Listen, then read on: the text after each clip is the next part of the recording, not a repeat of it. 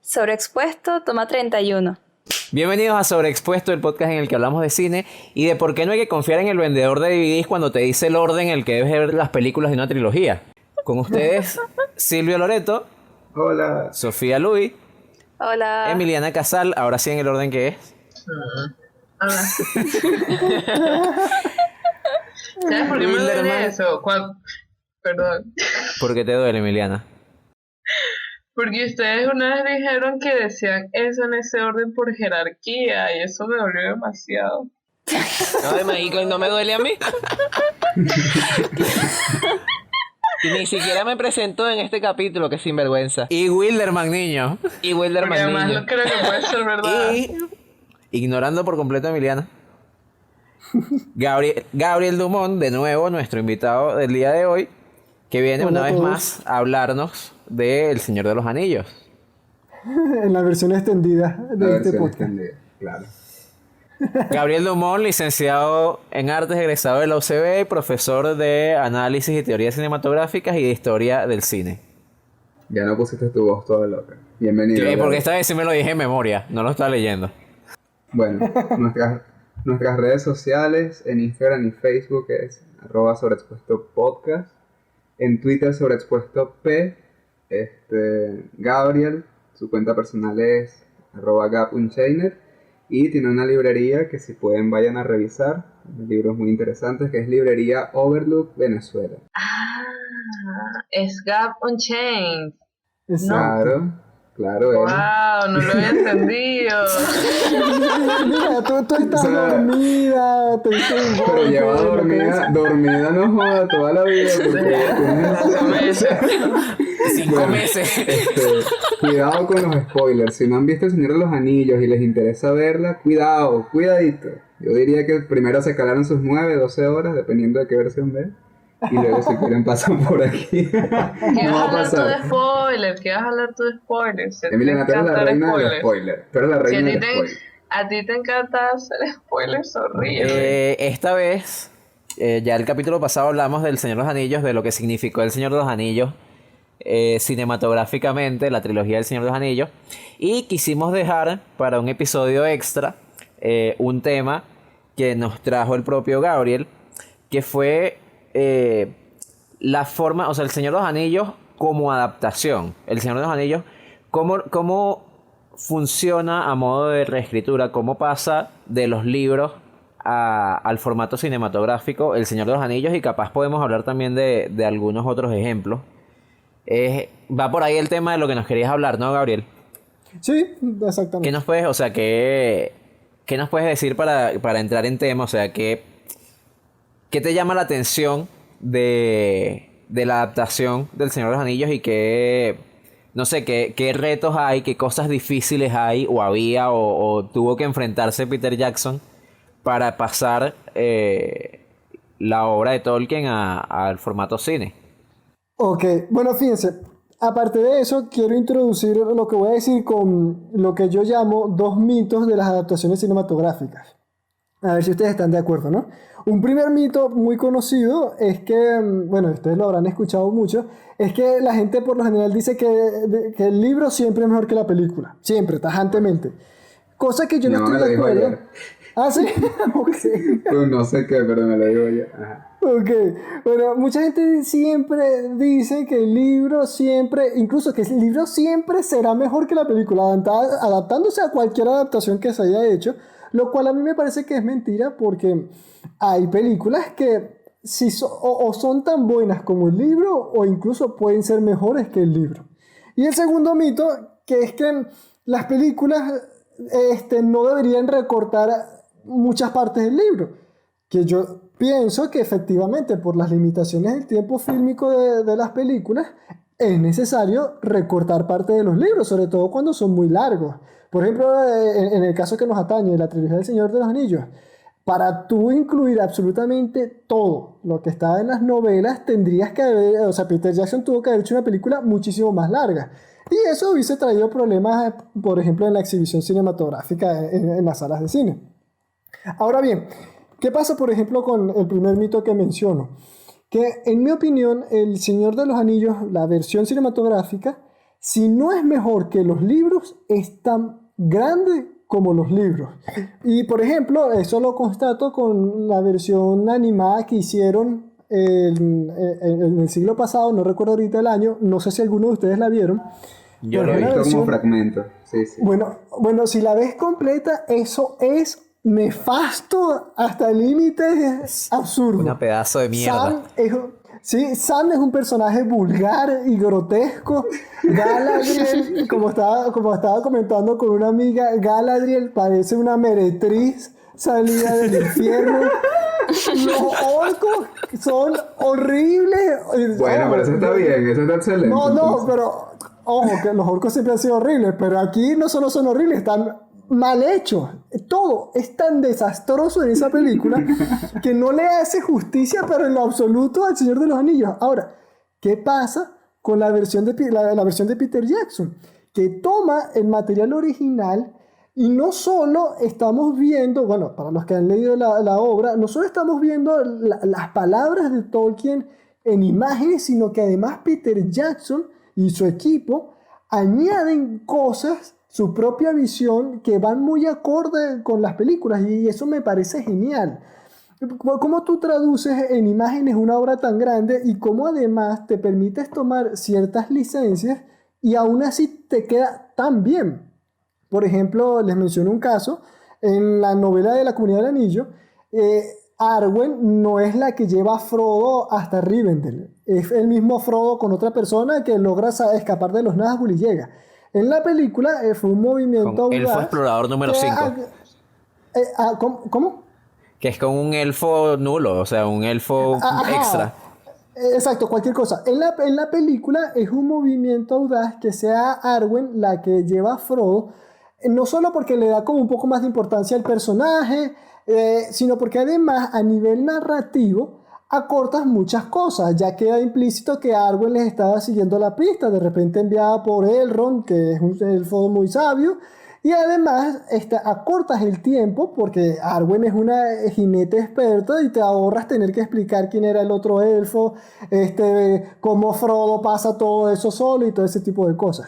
Ya eso es muy de la visión de Peter Jackson, que me parece que va genial de la mano con la versión literaria. Y con respecto a lo otro, a que siempre se recortan partes de las películas, hay un autor que se llama Per Ginferrer, que él hizo un libro que se llama, ahorita no recuerdo el título, pero el autor es Per Ginferrer. Él hizo un libro sobre las adaptaciones literarias en el cine, y él explica que hay dos tipos de lectores: los lectores iletrados, pero no lo hace de forma despectiva, sino que simplemente son los lectores que no leen las novelas de las cuales se adaptan o se hacen las versiones cinematográficas, y los lectores letrados, que son precisamente los que leen las novelas y ven las películas. Ahora bien, ¿qué sucede? Que El Señor de los Anillos funciona tanto para los lectores que no conocen las novelas y que capaz ni les interesa leerlas, y funciona, en mi opinión, para los lectores que conocemos las novelas. Tiene como para todos, tiene para todos los gustos. Si tú leíste las novelas, ves cómo esta gente tradujo todo y cómo incluso ciertos personajes como Tom Bombadil, que es una especie de ermitaño que ayuda a Frodo y a Sam en la primera novela, aunque lo eliminan, no desmejora la narración, más bien gana en tiempo fílmico todo. Y si lees las novelas, el personaje de Tom Bombadil es bastante chévere en realidad. Entonces me parece que esta versión, a diferencia de la cosa horrible animada que hicieron anteriormente, funciona para el lector letrado del Señor de los Anillos como para el lector que no le interesa. Que de hecho, o sea, esa versión, la versión de animada creo que es como de los 70, 80, algo así. Por ahí, exactamente. Creo recordar, yo vi esa versión hace bastantes años, y de hecho yo vi esa versión antes de ver El Señor de los Anillos, la de Peter Jackson. Yo conocí El Señor de los Anillos por esa versión de mierda. Desgraciadamente. Y creo recordar, o sea, habiendo leído los libros, que los leí bastante después, que esa versión era mucho más fiel en muchos aspectos a los libros originales. O sea, tipo los diálogos, la cantidad de tiempo que pasaba, el orden en el que pasaban las cosas, era mucho más parecido a cómo estaba narrado en los libros. y no funcionaba. Y no funcionaba nada bien. O sea, tenía un ritmo asqueroso esa película. O sea, es súper lento en algunos tramos. Hay tramos que son acelerados. Y creo que demuestra, o sea, creo que sirve muy bien de ejemplo de lo que amerita el trabajo de adaptación. Que el trabajo de adaptación no es simplemente traducir a imágenes lo que ya está en el libro, es adaptarte a un lenguaje totalmente distinto, que es el lenguaje del cine, que tiene sus propias reglas, que tiene sus propias limitaciones, y que como dice Gabriel, o sea, Peter Jackson parece entender eso mucho mejor y se adapta muy bien al lenguaje cinematográfico, sin Exactamente. perder fidelidad al libro. Exactamente. Ojo, ya recordé el libro que les mencioné de Perkin Ferrer, se llama Cine y Literatura, e incluso él menciona ahí que la adaptación cinematográfica debería tener un efecto análogo a la lectura que hace el espectador de la novela. Eso puede sonar un poco vago y amplio, pero es básicamente que lo que transmite la novela debería ser lo mismo que transmite la película, pero como dices tú, traducido en imágenes. Y efectivamente, cuando uno lee las versiones del Señor de los Anillos, la versión literaria, uno no se deja de asombrar por la cantidad de detalles que abarca Tolkien, que describe, cómo narra las secuencias de acción, cómo incluso narra cosas tan sublimes como las personificaciones de los elfos y sus acciones, que son cosas muy elevadas. Y que efectivamente Peter Jackson lo hace de manera genial, lo transmite completamente. Ahora, a mí Bueno, me yo... gusta que... Ah, bueno. No, ah. habla todo, habla todo, habla todo, habla todo. No, yo iba a decir rapidito que me gusta mucho que hayas arrancado diciendo que el hecho de que el libro siempre va a ser mejor que la película es un mito. Y ya aquí lo están discutiendo. O sea, se tratan de lenguajes distintos. No podemos estar comparando. Si acaso podemos comparar la experiencia narrativa. De alguna manera el libro no tiene una imagen clara. Uno la construye constantemente. Y para alguien posiblemente eso resulte una mejor experiencia, pero en realidad es incomparable, pues. Más allá del chambón con la reescritura y todo eso, es muy difícil de comparar y más cualitativamente, más decir este es mejor que otro. Es hasta arriesgado, sí, hay que tener cuidado, porque además no es solo con El Señor de los Anillos, ha pasado con todas, en especial con las Sí, más populares. Con el mismo Harry Potter ha pasado. Y los fanáticos de Harry Potter dirán como que... Bueno, con la Sí. primera película, esa película no me Yo encanta. nunca he oído Saliéndome nada un poquito. sobre Harry Potter, pues. Yo me quejé de No, yo algunas sí. cositas, pero oyendo lo que dice Gabriel, creo que, o sea, que cosas que hacen algunos personajes en los libros los quitan o cambian de personajes en las películas para agilizar, pues. En el momento yo me quejé de que Neville hacía muchas cosas en los libros. No, no, Neville no. Eh, el, ¿cómo se llama él? El que parece un Gollum, pero es bonito. Dobby. ¿Qué? Dobby. Ah, no. Dobby. Dobby hace muchas cosas en los Me libros. parece un golón pero bonito. Dobby Sí. hace muchas cosas en los libros, pero en la película, para no estar explicando por qué Dobby claro. está en el castillo y que él trabaja ahí, no sé qué, ponen que es Neville y ya, pues. Exactamente. Exactamente, y tiene sentido porque el relato tiene que avanzar. No puedes estar 4 horas explicando lo que va a hacer un solo personaje si lo puedes hacer de una forma que economizas tiempo cinematográfico. ¿Qué ibas a mencionar tú, Sofía?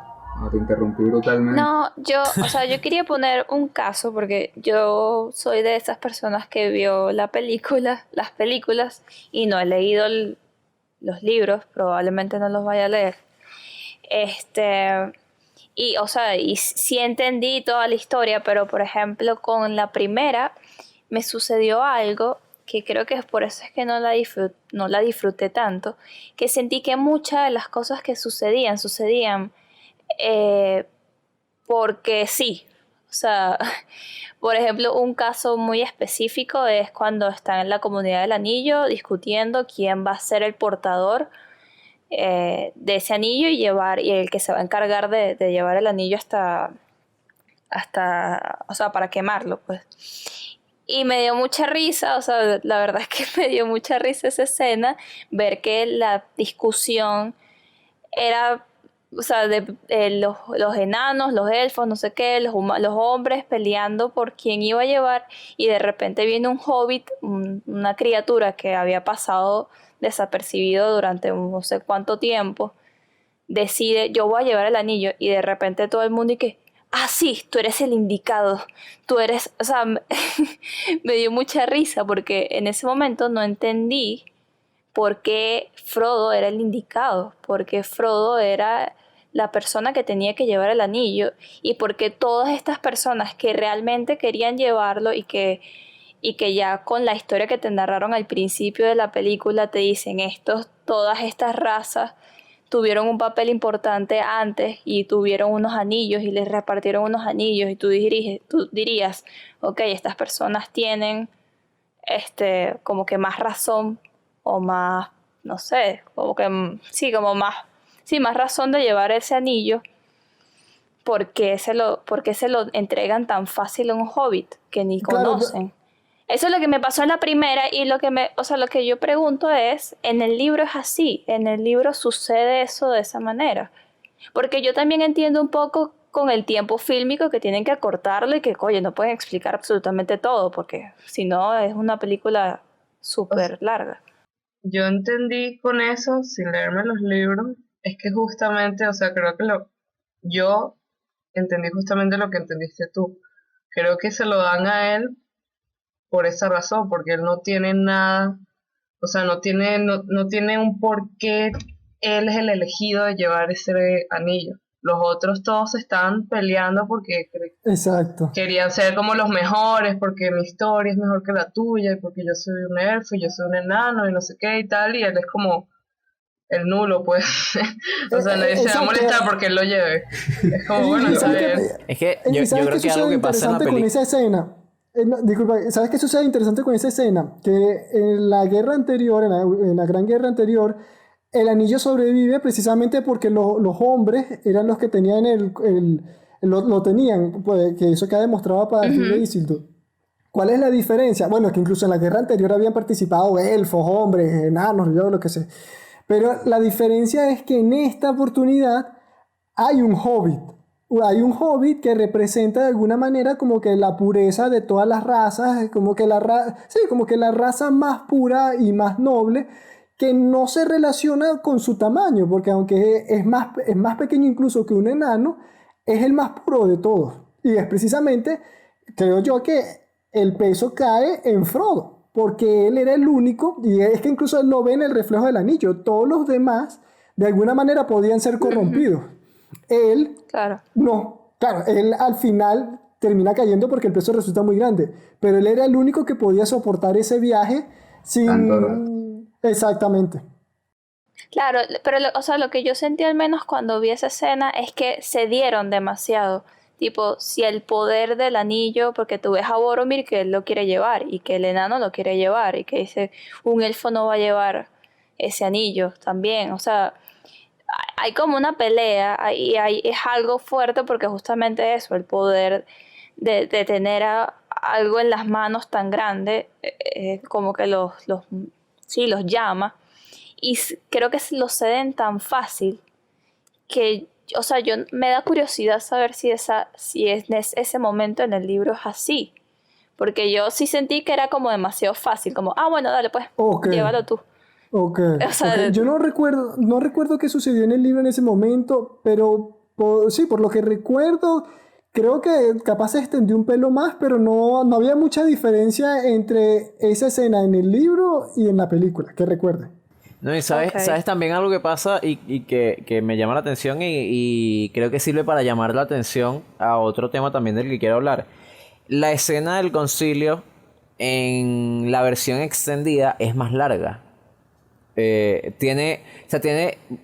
por poco, o sea, sobre todo Boromir tiene unas líneas y dice algunas cosas que no dice en la versión original, que fue la que viste tú, Sofía. Creo que algo que Ujú. pasa y se siente, tratando de recordar cómo es la versión original, creo que se siente mucho más en la versión original que cuando quitas como toda esa conversación que tiene Boromir empezando el concilio, pierde peso el hecho de llamar la atención hacia él, como de él es el que está demostrando esa ambición de los hombres. En realidad, y entonces termina como asimilándose o asemejándose la reacción de los demás o las ambiciones de los demás con las de Boromir. Cuando en realidad en la escena larga, y creo que también pasa en el libro, o sea, todos ven con malos ojos a Boromir, todos entienden que el anillo lo tienen que destruir. El conflicto, por ejemplo, entre Legolas y Gimli es que yo no voy a permitir que Yo no voy a sea un dejar que elfo un que lleve el sucio anillo. enano Y yo no voy a dejar que sea un lleve el enano anillo. el que lleve el anillo. Entonces, en realidad, en realidad el conflicto es que nadie quiere llevar el anillo y que el único que lo quiere llevar nadie se lo va a dejar porque tan claro que no es una buena idea. Entonces, cuando Frodo decide, Frodo en realidad lo que está haciendo es quitándoles un peso de encima. Es diciendo, coño, Claro, ¿saben que exacto. yo lo traje hasta aquí? Ya yo lo traje hasta aquí, ¿qué carajo? Lo Yo termino lo de puedo llevar. llevar.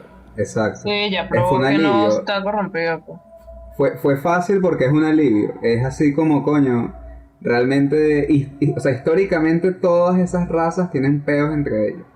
Exacto. Y están evidentes en una reunión que la convocan es, ajá, ¿quién coño lleva este anillo a destruirlo? Así de simple. Y eso. Que, ¿cómo vivían en la comarca? En la comarca vivían como si nada pasara en el mundo. O sea, Marihuaneándose de pana todos los metiéndose. días. Coño, horrible. Es más, Exactamente. yo creo que Frodo se cansa y todo. Tú ves la cara de Frodo en el retorno del rey, está cansado de la comarca, por eso que se va para el coño, digo yo.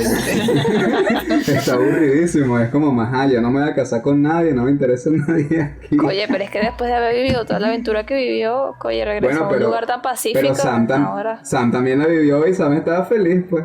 Claro, lo que pasa es que a Frodo lo hirieron los Nazgûl encima de los vientos es de la verdad. primera película y él tenía esa Le maldición cagaron la rondándole vida. ahí. Exacto, él estaba como con esa enfermedad y la única forma era irse definitivamente a las tierras imperecederas, pues. Pero Sam no, Sam se quedó procreando como un conejo con Como un Rosita. conejo. ¿no? Como un conejo. O sea, y Rosy también estaba preñada cuando sale al final ahí con Sí, los básicamente. Mira, No tengo pruebas, pero lo que tampoco les quería dudas. decir con lo del concilio era, creo que hablando de la forma en la que adaptaron, también hay algo que me llama la atención, que es la forma en la que recortaron El Señor de los Anillos, o sea, la versión larga, las cosas que quitaron para hacer la versión para cine, que fue la versión original que estrenaron. Creo, o sea, hay muchas películas que tienen versiones extendidas y El Señor de los Anillos es una de las que más me gusta, a pesar de que me parece, o sea, yo estaba viendo esta vez la versión extendida y sentía que la versión original en las tres es mejor película. O sea, las películas originales yo creo que son como mucho más concisas, van mucho más al grano. La mayoría de las escenas que están en la versión extendida son escenas, no voy a decir desechables, pero son escenas que puedes quitar y no dañas la trama, no dañas, más allá de, por ejemplo, esto que mencionamos de que puede haber cierta confusión con lo de Boromir, pero en realidad son escenas que están más pensadas, creo yo, para ese público que decía Gabriel, que es el público, ¿cómo decías? El público letrado, el público que ya conoce la obra original. Muchas de las escenas extras son guiños a los fans de los libros. Por ejemplo, sé que hay una que es cuando consiguen los trolls con los que se enfrenta Bilbo en El Hobbit. Esa escena es una Ajá. escena extra, eso no está en la versión original. Claro. Entonces, claro, es un guiño en la gente que leyó El Hobbit, porque en este momento, o sea, cuando hicieron El Señor de los Anillos no habían sacado todavía El Hobbit y ese cuento no estaba. Eso era algo que solo iban a entender los lectores de los libros. Y así como ese, hay muchísimos guiños. Hay escenas más pensadas, por ejemplo, en la competencia de palos entre Legolas y Gimli. Son más guiños, pero en realidad el trabajo es... siento que hicieron como un trabajo de podar todo lo que pudieron para hacer la película de una longitud aceptable como para una sala de cine, que igual fueron como 3 horas cada una. Y que en cierto modo es como... Es continuar, o sea, es extender el trabajo previo que ya se hace de podar, de pasar de los libros a la película, que justamente lo que hace es eso, es tratar de ver qué puedo sacar yo de este libro, porque son demasiado largos, ¿qué puedo sacar yo de estos libros que no altere el mensaje original, que no altere el sentimiento que estoy tratando de contar con esta historia?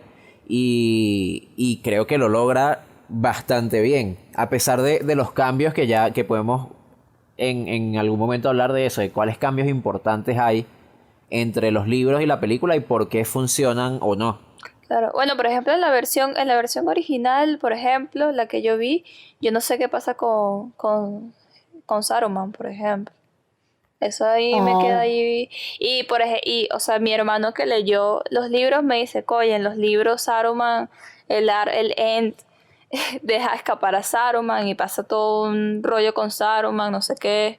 Y yo, ok. exacto, exacto. Ojo, en la versión original está bien como Saruman, como Gandalf dice que Saruman se queda encerrado en su torre y no pasa más nada Ajá. con él. Sin Y en la poder, sí, versión, exacto. exacto, y en la versión extendida, bueno, pasa todo cuando Grima mata a Saruman después de que discute Theoden con él y todo eso. Y es verdad, en la versión literaria, Saruman escapa y vuelve papilla a la comarca y los hobbits, cuando Ajá. llegan del viaje, tienen que luchar contra Saruman y liberar ¿Qué? a la Que yo no comarca. sabía eso. En el libro pasa esa vaina.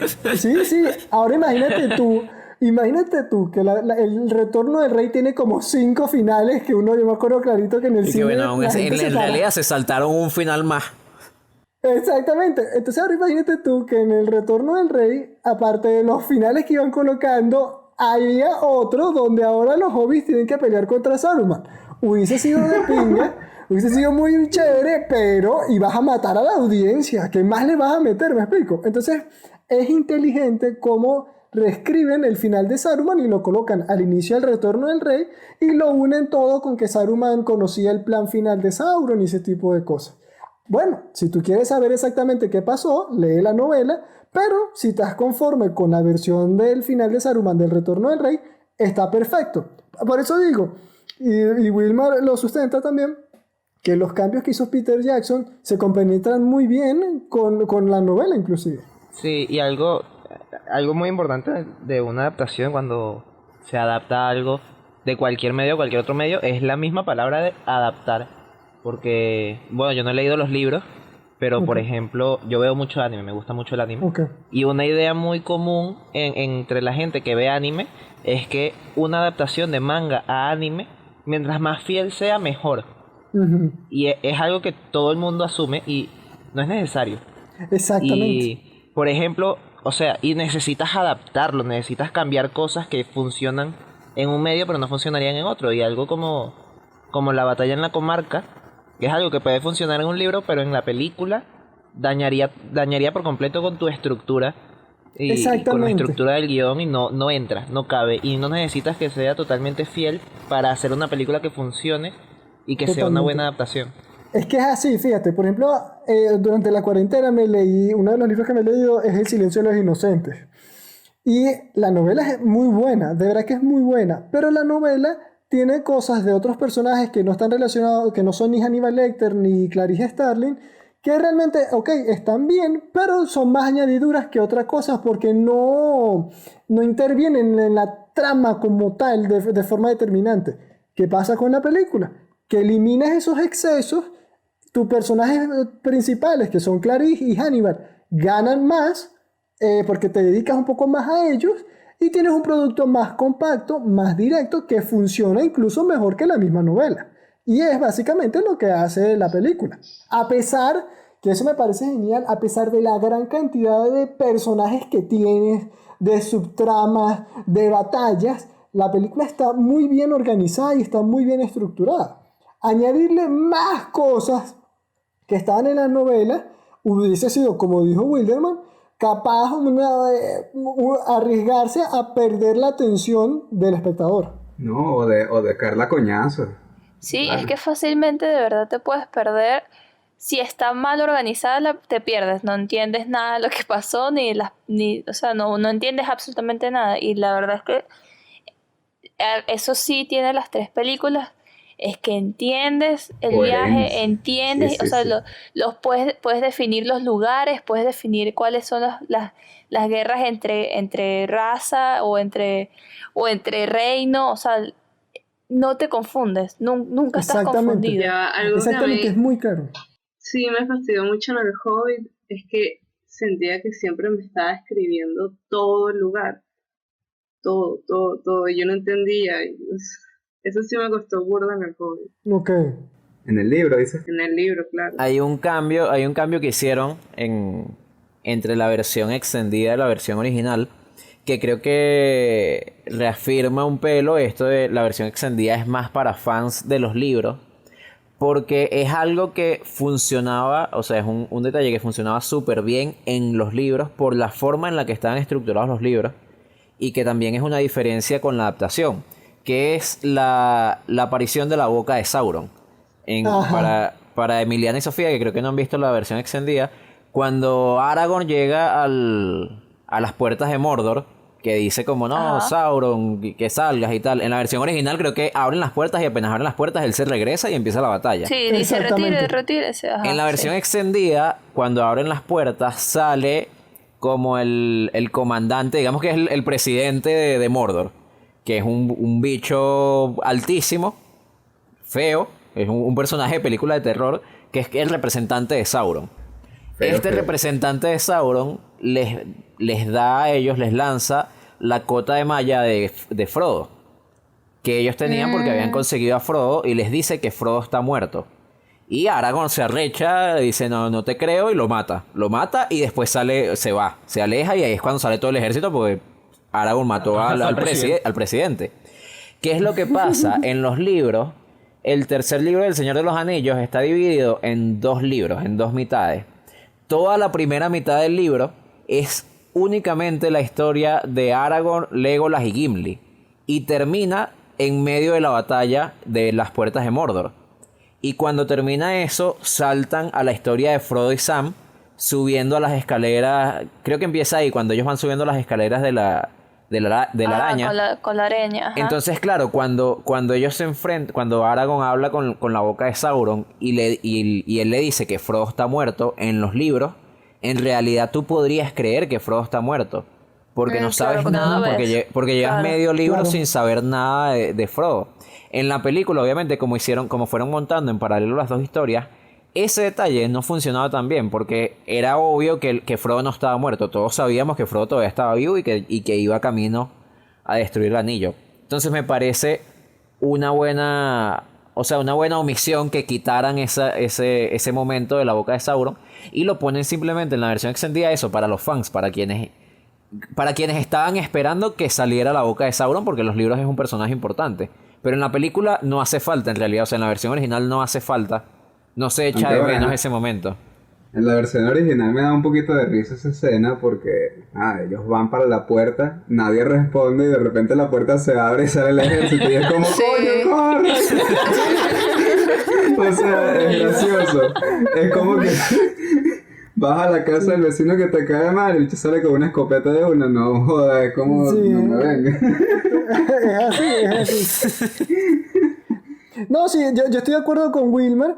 Y sin embargo, esa escena de la boca de Sauron tiene por ejemplo, para mí, tiene un efecto en los personajes, porque a pesar de que él les muestra la cota de malla y les dice que Frodo sufrió y todo eso, aún así se quedan a luchar. Entonces, de alguna manera, como que les puede añadir algo extra que, como dices tú, si bien en la versión normal no está y no se pierde nada, cuando está, aparte de que uno es fan, uno dice, oye, no está mal, pues. Pero sí, estoy de acuerdo contigo. Es lo que nosotros, y bueno, ustedes lo saben, llamamos en la escuela de arte una catálisis, algo que tú puedes quitar o puedes poner y no se Exacto. pierde nada en la narrativa. Es que creo que pensando en las versiones extendidas, probablemente la mejor forma, no sé si están de acuerdo, la mejor forma de hacer una versión extendida es a punta de catálisis. O sea, todo lo que aparece en una versión extendida deberían ser momentos que aportan quizás a la profundidad temática de la película, Exacto. pero que no hacen avanzar la trama, porque entonces la omisión dañaría el ritmo y dañaría la narrativa de la película. Exactamente. Creo que en la película, el original, sí hay una cosita que se les resbala, pero es porque es inevitable, porque es un diálogo. Que es cuando... ¿Cómo es que se llama y les iba a decir mortífago, imagínate.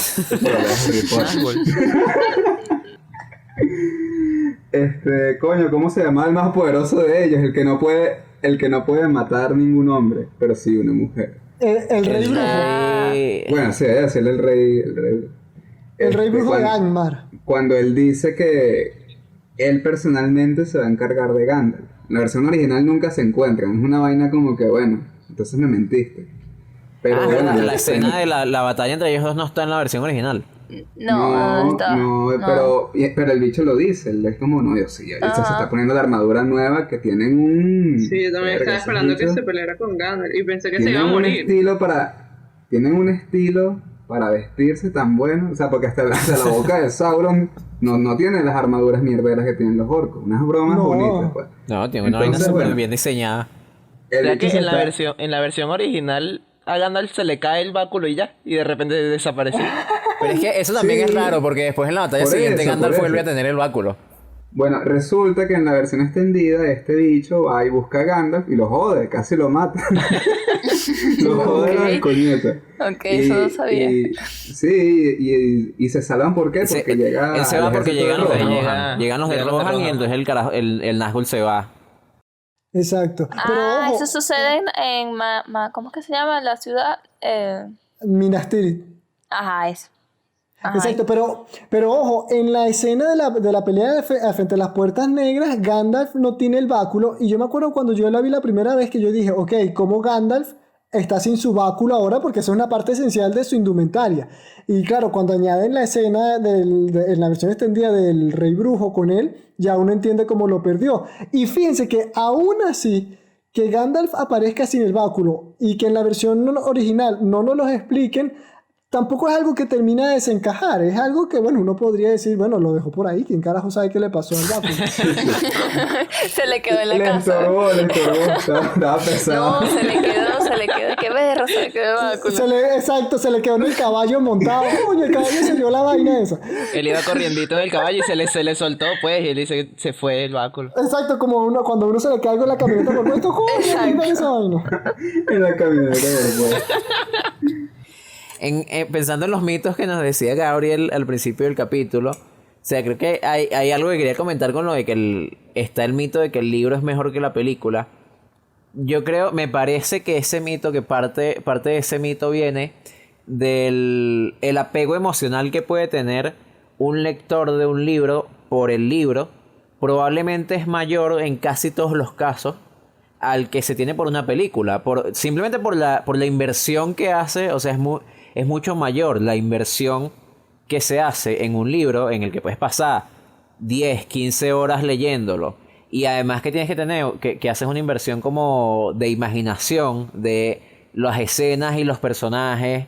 Tú las armas en tu cabeza, y entonces es como algo como más apegado a ti, más personal, que cuando viene la película es casi imposible que esa película complazca todas las expectativas que tú te habías hecho en tu cabeza. Entonces siempre vas a verla como una versión inferior de la historia que tú amabas. Exacto, y tú sabes qué pasa también, que mucha gente tiene una posiciones medio esnovistas, que es por cuestiones de la literatura y del caché que da leer un libro Eso que y es un todo arte eso. superior. Exactamente, dicen que no, la obra literaria, ¿cómo va a poder ser incluso comparada con la película? Y yo estoy en contra de esos esnovismos, porque efectivamente sí puede pasar. Claro, son Bueno, sí. casos contados, son raros, pero sí puede pasar que si la película o es tan buena que el libro o es mejor que el libro. ¿Qué ibas a decir? No, a eso iba, que si tienes, o sea, si se les ocurre algún caso de películas que sean mejores que los libros que hayan adaptado, yo así o sea, acabo de recordar otra. O sea, se me ocurren 3 películas que me parece mejor o sea, me parece mejor la adaptación que el libro original. Una es El Lector, Ok. que no me acuerdo ahorita ni el escritor ni el director de la película, pero sé que la película... Bernard Schling es el Es. escritor. Y vale, el director también tiene su fama. Déjame buscarlo rápido. Sigue hablando. Claro, pero son nombres alemanes que no voy a recordar ni queriendo. Y entonces, a mí me parece que la película del Lector, a pesar de que El Lector es un muy buen libro, creo que la película logró hacer una adaptación mucho mejor. Ok. Simplemente por el hecho de saber trabajar con el ritmo. El libro, en la literatura muchas veces se puede permitir un ritmo lento, un ritmo Claro, por pausado, supuesto. porque así lee uno, porque uno va leyendo poco a poco y es como más fácil. O sea, tú leyendo puedes ir entendiendo y acercándote como a los conflictos del personaje muy despacio. En la película tienes un tiempo limitado y tienes que saber aprovechar bien ese tiempo. Y uno de los cambios, o sea, para quienes hayan visto, o sea, no voy a hacer ningún spoiler, pero en El Lector hay una revelación, o sea, es la gran revelación de la película y del libro. En los libros, o sea, es el personaje, el protagonista descubriendo algo. En los libros esa revelación se da, básicamente es como el carajo va caminando un día por en medio de un bosque, se pone a pensar, se acuerda de una vaina y dice, ¡ay, coño! Oye, qué Verga, chivo. esto era así, como nunca me di cuenta. Qué chivo En esa la película, revelación. pero en el libro funciona. O sea, en el libro es eso. Pero la el película libro es es como súper increíble. introspectivo Sí, la y el película. carajo está pensando y un día pensando se acuerda de esa vaina. En la película saben meter esa revelación en medio de una escena con drama, que es en medio del juicio, donde por las cosas que se van diciendo en el juicio, el carajo va atando cabos. Y a partir de atar cabos viene la revelación de la película. Entonces, ese es un caso. Los otros dos que voy a pasar un poquito más por encima. Uno, Harry Potter 3, que es la, Dios mío, qué que es la buena mejor película. película de Harry Potter. Y Pero también es el mejor libro de Harry Potter, mo. Ya sale Emiliana. pero me Siempre parece que la como película es mejor. Los reyes decidiendo qué es lo mejor y qué es lo peor, vale, nada. Pero pero joder, los Emilianos. No, yo tengo un libro que me parece que es mejor la adaptación que el libro. Estoy esperando que Wilmer No, y termine. el otro que iba a decir es la naranja mecánica. La naranja mecánica de Kubrick. Ese Ok. sí, o sea, yo leí la naranja mecánica con toda la ilusión del mundo. Y es demasiado, y me parece un caso demasiado curioso porque la naranja mecánica, a nivel de narrativa de las cosas que van pasando una tras otra, es casi calcado del libro. O sea, la película de Kubrick sigue el mismo recorrido que el libro. Pero hay algo en la forma en la que Kubrick narra y en el mundo que crea, en lo visual, que funciona tan bien en la película y que en el libro, honestamente, a mí ese libro lo odié. O sea, el libro de la naranja mecánica me parece pesadísimo y ladilla. Y es muy raro, o sea, si pueden lo deberían leer porque además es muy corto, como les digo, es casi como leer el guión de la película. La adaptación que hace Kubrick es casi que puramente visual y es en lo visual en donde logra aportar toda la personalidad que tiene la naranja mecánica. A mí se me ocurre uno que es el Club de la Pelea de Chuck Palahniuk. Fight Club. Exactamente, exactamente. Eso me parece que la adaptación es mejor que el libro, y eso que el libro y la adaptación son básicamente lo mismo narrativamente. Pero creo que visualmente puedes, o sea, tienes más recursos en el cine, al menos para ese tipo de historia, que en el libro. Por lo menos en el cine te ponen lo que descubrí en el libro, que es que en el cine a él le encantaba poner como partes íntimas de la gente en Sí. medio de las películas. Y eso no lo puedes ver en el libro, te lo escriben, pero en la película te lo ponen y te lo ponen también con Y de la Brad Pitt, forma en que pues. lo ponen. Exacto. No, entonces, Entonces esas cosas, bueno. Y Ya. además como unen ¿Qué ibas a decir, temáticamente eso con los fragmentos en los que entra, en los que aparece Brad Pitt, que también, que es Exacto. ese mismo efecto, que son Exacto, que es cortes. ese mismo efecto. Te pones exacto. así y te pones verga, eso es arrechísimo. Exacto, y a mí me pasó eso también con el Club de la Lucha. El libro me parece que es como un ensayo anárquico y caótico. A mí me desesperaba un poco leerlo porque estaba tan lleno de ideas tan diabólicas y tan nefastas que decía, esto parece un ensayo diabólico. Y la película, aunque la película es loquísima, le da mucho orden a todo y lo configura todo en imágenes, de manera que la historia es coherente, es muy entretenida, y aún así esas ideas que me parecían caóticas en la novela están muy bien expuestas aquí.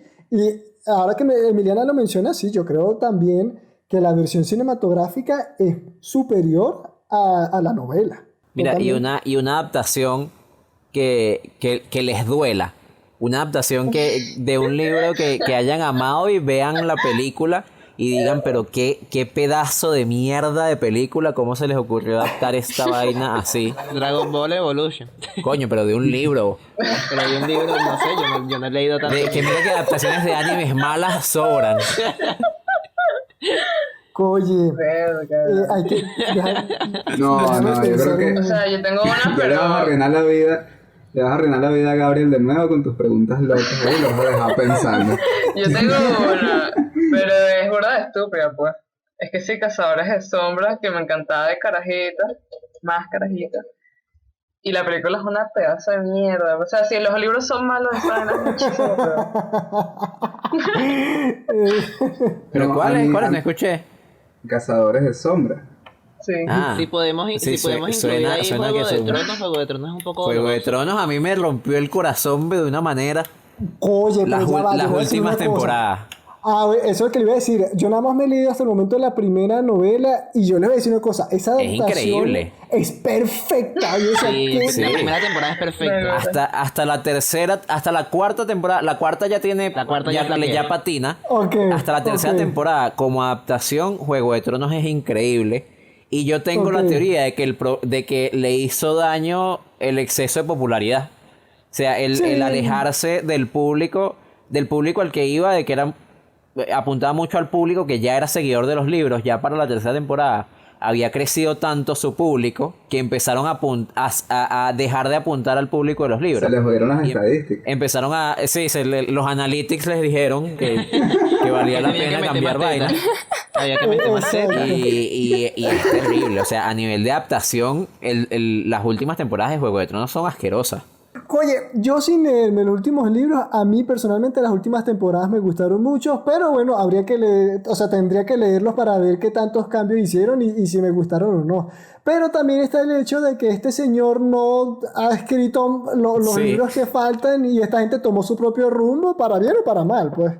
Pero ahora que tú preguntas si hay una adaptación que me haya parecido un bodrido, berro. No, yo no sé si me vaya a llevar esa duda para la siguiente Ya. invitación que me hagan en algún momento. Pero el mismo escritor de Juego de Tronos no dijo que no deberían estar comparando las novelas con la serie porque ya la serie claramente había tomado un rumbo diferente. Lo dijo cuando se dio Claro, cuenta que claro, la serie pero- era una mierda. Pero ya era fíjate, demasiado una tarde. cuestión No, era demasiado Pero me tarde. parece una Los sabia fanáticos se decisión, volvieron como síndrome. Los fanáticos se pusieron como síndrome, como 15 años tarde. Una vaina así. Pero igual muchos fanáticos no se habían leído los libros y estaban arrechos. Parte del mérito de una buena adaptación es saber llevar a otro lenguaje creo que es como los valores fundamentales de la obra que estás adaptando. O sea, saber cuál es el núcleo de la obra que estás Claro. adaptando y llevarlo al cine o llevarlo a la televisión en el caso de Juego de Tronos.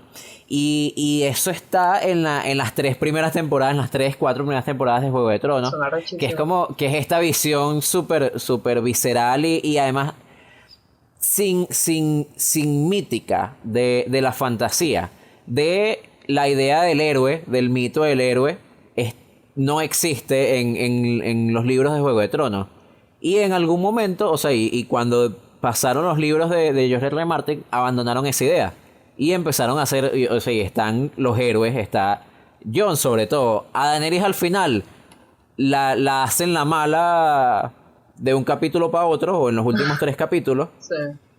de una forma forzada, tratando de adaptarse a la idea de, pero es que ella no puede ser la buena porque si no... Porque los libros nos dicen que no deberían haber héroes, pero igual Jon termina siendo un héroe, Bran termina siendo un héroe, Tyrion termina siendo un héroe, Arya. Arya es Claro. una heroína, y en los libros la idea de que existan héroes y de que existan buenos y malos está muchísimo más difuminada. Que es lo que se demuestra, por ejemplo, con Jaime. Con el personaje de Jaime es eso, ejemplificado. Es el personaje que tú crees que es el malo desde el principio y de repente te demuestran que, coño, no, este carajo tiene una profundidad de personaje que nunca te ves venir. ¿Sabes qué me gusta de Exactamente. ellos? De Jaime y Tyrion. Es que ellos empiezan la primera temporada diciendo que los Lannister tienen cabello de oro y no sé qué, y cada vez que van pasando más las temporadas, ellos van perdiendo el cabello. O sea, se les va poniendo marrón. Se le va a poner Coño, de más pana. oscuro, es verdad. Sí, eso me gusta. Buen Sí, detalle. verdad que sí. ¿Verdad que sí? Ya encontré Es una adaptación. como Walter White. Miren, ya encontré una adaptación. Yo no sé si ustedes leyeron la trilogía de Millennium, la de los hombres que no aman a las mujeres. Ay, No, me la estaba leyendo. vi la primera película nada más, la ¿Y de qué te pasó, Fincher. Emiliana? ¿Te aburrieron? Me los quitaron porque me los habían prestado. No, Emiliana siempre Y me hace eso, dijeron- empieza a leer los libros y los deja en el tiempo de la El libro película. y lo dejan los 5 No, qué capítulos. mentira. Me los prestaron y después me los quitaron. Y yo, bueno, Bueno, yo les digo que personalmente a mí esa trilogía me parece fantástica. Es un thriller de verdad. A mí no me gusta utilizar esos clichés adictivos pues, como una forma de marketing, pero a mí me resultaron adictivos. No, está muy, muy, muy bien hecho. Y a mí, ¿qué me pasó con la adaptación? Tanto la sueca como la norteamericana, o la estadounidense, mejor dicho. La sueca era muy fiel a los libros, pero le faltaba corazón, era como muy fría, muy mecánica, no tenía la emoción de los libros. Y yo dije, ay, qué aburrida es esto. Y la estadounidense quiso ser como demasiado emocionante, pero yo no sé qué demonios le pasó a David Fincher, que bueno, ustedes saben que es el director de Seven y del Club de la Lucha. Se puso a cambiarle unas cosas, y sobre todo al final, que no lo voy a spoilear, que en la novela, el de la primera, es genial el final, y aquí se lo cambió de una forma tan innecesaria que yo me acuerdo que dije, pero qué pelotudez es esta de estar cambiando un final que de por sí era muy bueno por una cosa jalada de los pelos, tan rebuscada que yo dije, me molestó. Pero hay explosiones. Hay explosiones y... Persecuciones en moto. No, persecuciones en moto. la versión de David Fincher es entretenida. Que no era lo que tenía la versión Entretenida es un de... adjetivo tan chimbo en este contexto. Exacto, es divertida. Yo me entretuve con esa Es como, bueno, si película. tuviera que elegir entre eso y echar una partida de LOL, la verdad no. No tendría una preferencia clara. Exacto, pero en cuanto a, incluso de forma narrativa, y creo yo que para las personas que no han leído las novelas, no tenía en lo absoluto sentido el final, o sea, la resolución de todo el misterio que envuelve a la novela y a la historia de la película, no tenía sentido como lo hicieron en las películas. Y yo me acuerdo que yo dije... Sí, la verdad es que es medio salió a la nada. Exactamente, eso quiso ser como muy, wow, distinto, no sé, como que muy original, pero si se hubiesen tenido al final real que estaba en las novelas, que tenía mucho más sentido, habría sido mucho mejor. Entonces, bueno, creo que eso es un poco para responder lo que tú me preguntaste, Wilmar. Una adaptación de mierda. Volviendo al Señor de los Anillos. No, todavía no podemos hablar del Señor de los Anillos. Todavía no podemos hablar del Señor de y los entonces... Anillos. Porque yo quería hablar rapidito de Tarzán, ¿vale? Disney hace un trabajo muy, muy bueno. Porque de una novela que es casi como el nacimiento de un Batman en África, hacen una película que está en nuestro imaginario súper bien atesorada, creo. Y que me llama la atención cómo utilizan esta agilidad cinematográfica, no sé si llamarle así, en donde ahorran mucho tiempo narrativo y mucho tiempo literario en imágenes, que es por ejemplo todo el inicio del rollo de, o sea, Tarzán, la película de Disney comienza con los padres escapando de un barco ahí que se está ya incendiando. No sabemos qué coño es ese barco, solo sabemos que ellos se van por una chocita y no sé qué. Bueno, en el libro eso comienza como que la familia de Tarzán eran aristócratas y ellos iban a una colonia que tenían en África, una colonia inglesa, y bueno, ¿cómo serían? Los tripulantes se alzan porque los están maltratando, están en unas condiciones de mierda y hacen un motín. Y ellos se logran escapar. Y luego, hay unos datitos que eso sí me parece muy interesante lo que hizo Disney, que el apellido de Tarzán es Clayton, por ejemplo. Tarzán es un Clayton. ¿Por qué de todos los apellidos del mundo le ponen Clayton al antagonista de Tarzán, la versión animada? O sea, yo me acuerdo que yo me estaba tan emocionado en ese momento cuando terminé el libro, que yo decía como, ¿y será que esta vaina es la locura del hombre simio que se va volviendo humano y se termina suicidando en una liana ahí solo en África? Era una vaina. Claro, porque es que... Claro, porque tú lo leías y decías, coño, pero Tarzán es Clayton. Es que él conoce a otro Clayton que es su primo, y su primo es bueno. Y su primo termina con Jane, y él termina solo como un huevón caminando por África. Lo siento, Sofía, te spoileé. A mí también. Sí, me Y a terminé ti también, pero estás leyéndolo, ¿no? Rayos. No, y no sé si me lo iba a leer, pero bueno, ya que Bueno, ya no vas a Viste leer que te nada. encanta spoilear, vale. A mí me fascina. Dios mío, vamos a hacer un club en cómo van a No, decir no. eso de spoiler. Sí. Emiliana, tú eres la que spoilea más. Ajá, ¡Qué el punto es que mentira! Dios mío, lo único que yo spoileo es sobre el psicólogo del séptimo sentido y todo el mundo sabe esa vaina. Quien no lo sepa, yo aplaudo, Y spoileaste bajo la misma estrella. aplaudo la inteligencia de Disney porque realmente, por cómo iba el libro, la segunda parte de esa novela de Tarzán es Tarzán entrándose a coñazos con unos rusos, pues, entonces no podían llevarlo por ese lado, pues. Tarzán contra el comunismo o algo así. Sí, era una vaina así, estaba contra unos espías soviéticos y les entraba Unos coñazos y era como, unos ok, bolcheviques. Buenas decisiones de adaptación. ahora sí bizarro. podemos volver al Señor de los Anillos, Yo quería volver al Señor de los Anillos. Y Ajá. quizás ya para ir cerrando, para cerrar. Ujú, exacto. que les quería hacer una pregunta que a mí me da mucha curiosidad esto. Cuando hablamos de adaptaciones hemos hablado casi que puro de adaptar la historia y quizás quitar o meter conflictos y escenas para que tenga una estructura más cerrada y para que funcione en el tiempo fílmico de la película. Pero hay una parte que me da curiosidad en El Señor de los Anillos, que es que también una adaptación necesita crearse una identidad visual y Claro. sonora que obviamente no existe en los libros. Y por el lado de la identidad sonora, evidentemente El Señor de los Anillos la partió por completo porque tiene la mejor banda sonora de la historia del cine. Pero me da curiosidad en la parte visual si hay algo que a ustedes les parezca que sobresalga o que su representación no haya sido tan buena o que haya sido increíble. Por ejemplo, se me ocurre que cuando Frodo se pone el anillo, que todo se empieza a ver como manchas de pincel y las cosas se ven como borrosas. ¿Cómo es eso en el libro? ¿Por qué Peter Jackson lo decidió adaptar así? ¿Es una buena adaptación? Mira, a mí me parece, como les comenté en la parte anterior, que de verdad el trabajo que hizo Peter Jackson traduciendo las ideas de Tolkien y dándole su propio sí, punto de vista, por así decirlo, es increíble. Porque además eso demuestra también su personalidad como creador y que está muy bien compenetrada con la personalidad de Tolkien. A mí, por ejemplo, un caso que se me ocurre de esto es que, por ejemplo, en las novelas no explican cómo Saruman crea a los Uruk-hais. Dicen que por unos procesos ahí, unos conjuros, pero no lo explican. Y el hecho de que Peter Jackson y sus co-guionistas y todo eso hayan decidido que Saruman crea a los Uruk-hais como que cosechándolos en la tierra y saliendo como de un barro y una cosa, visualmente es genial. Es genial porque además es como muy... Es muy desagradable.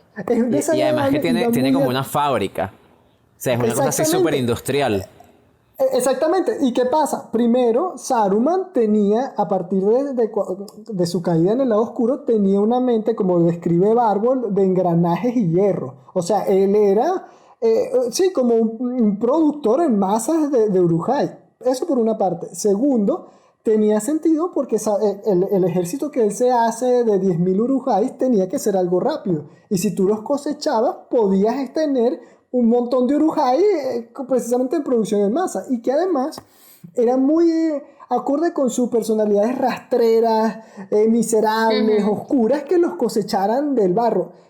Temáticamente, narrativamente y de forma visual, se compenetra perfectamente y como que le da un punto de vista adicional a la misma novela que es creíble completamente.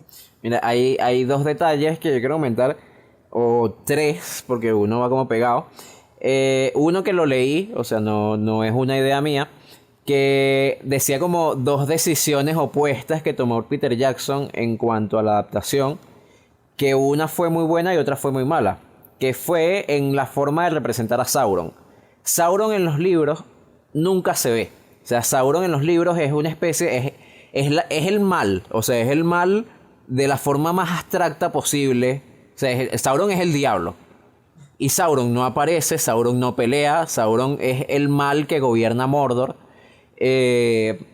Entonces, por una parte, esta persona que yo leí criticaba el hecho de que El Señor de los Anillos empiece mostrando a Sauron personificado. O sea, que le dieron a Sauron una armadura, lo hicieron este bicho gigante que pelea, que en cierto modo le quitaba la mítica a Sauron.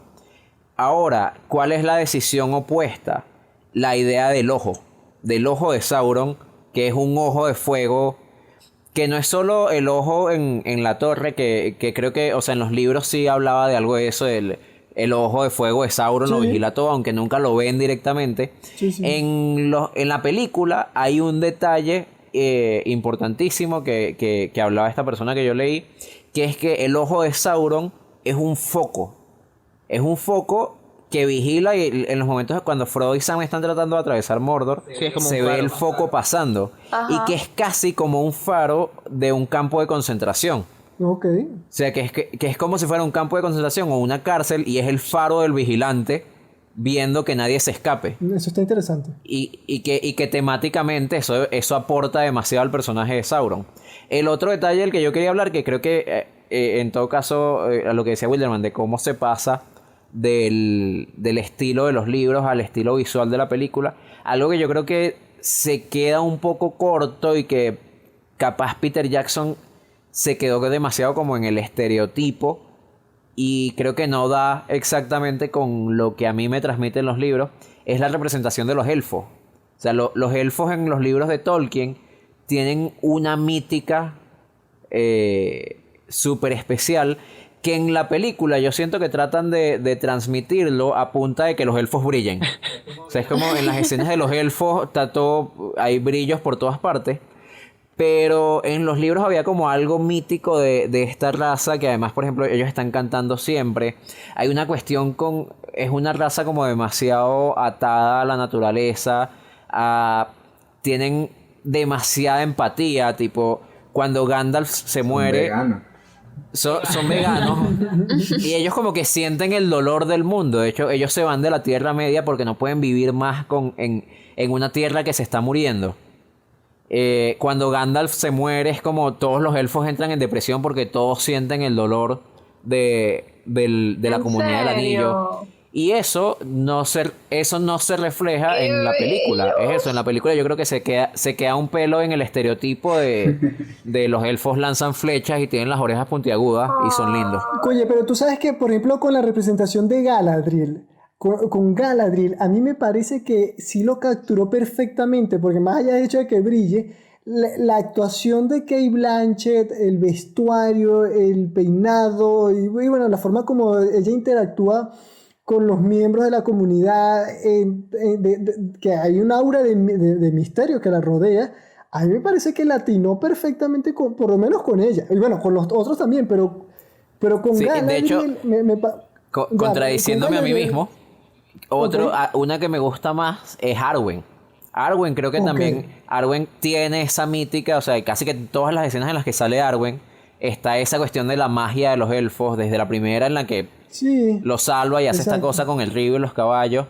Creo que es Exacto. con los demás elfos, con los que tengo problemas, sobre todo con Legolas. Legolas es demasiado un guerrero que creo que siento que pierde esa personalidad de Yo elfo, no he leído- en parte por hacer el chiste con Gimli. Sí, no he leído los libros, pero con Legolas quizás, yo que no he leído los libros y no sé qué tan mala adaptación sea eso, con Legolas lo podría aceptar porque Legolas es parte de la comunidad y termina como adoptando ciertas Su características costumbre, de ellos exacto. al momento de hacer juegos con Gimli y hacerse muy amigo de Aragorn.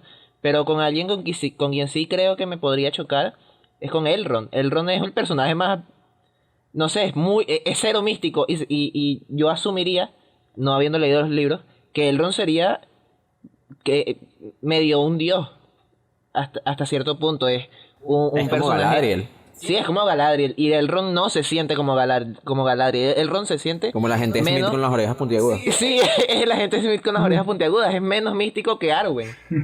La gente- Ok. A mí yo pensé que los elfos eran malos. ¿Por qué? ¿Qué Si son viste tú? bellos, son Porque todos. me parecía porque el que eran cerebro muy del juego de la gente malditos. Me parecía que no les importaba nada y solo que se va con Legolas, que se va con ellos y que sí. Arwen, no sé. Legolas es alto para Pero si en la segunda película llegan Sí, los... pero dije, berro, me Exacto. sorprendí. Yo dije, berro, tan malditos, pero sí los van a ayudar. Eso fue lo que pensé. Coño, la muerte de Legolas- Haldir, buena muerte. Sí, Buena muerte, Dolorosa. dolorosa.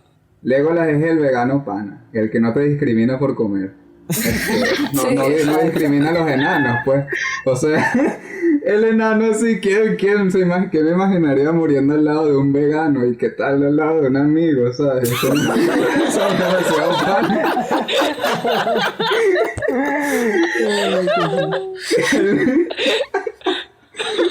Porque de pana todos los elfos son demasiado sacaculos, cada quien en su mundo, que literal son así, no, tú no eres elfo, vete a la mierda, ¿sabes? No, y tú sabes que también pasó con los elfos, que ellos de alguna manera se desencantaron de ciertos problemas precisamente por la traición de Isildur de no destruir el anillo. Entonces, de alguna manera es justificable que ellos se hayan como que retraído en sus tierras y hayan decidido como que apartarse porque podrían pensar, ¿cuál es el sentido de volver a pelear por la Tierra Media si los hombres van a volver a hacer lo que quieren?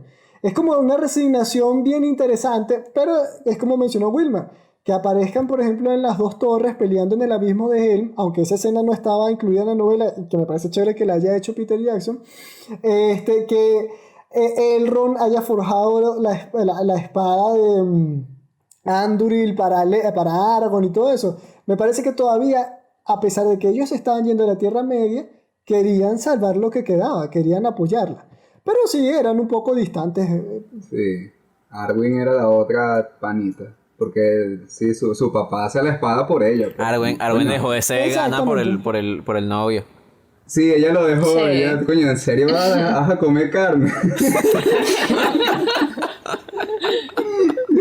Bueno. Ay, Dios mío. Mira, creo que es un buen momento para despedirnos Okay. con esta reflexión sobre los veganos y los elfos. Al final tienen la razón. Pues. Bueno, gracias de nuevo a Gabriel Gracias a ustedes por por la habernos invitación otra acompañado, vez. por estar aquí a las 2:30 de la mañana. Berro, sí es verdad, mira la hora. No, pero se pasó rápido la conversación. Sí, estuvo sabrosa la Lo conversación. peor es que pudimos haber sacado la parte 3, pero nuestro cerebro se hubiese fundido. Coño, Para sí. como la niña. la trilogía completa. Bueno, gracias, Gab, como dijo Will. Gracias a los que se quedaron en este momento. No olviden suscribirse si no lo han hecho y darle a la campanita. Tilín, tilín, tilín, tilín. Bueno, Bueno. acérquese, Sofi. Chao, corte.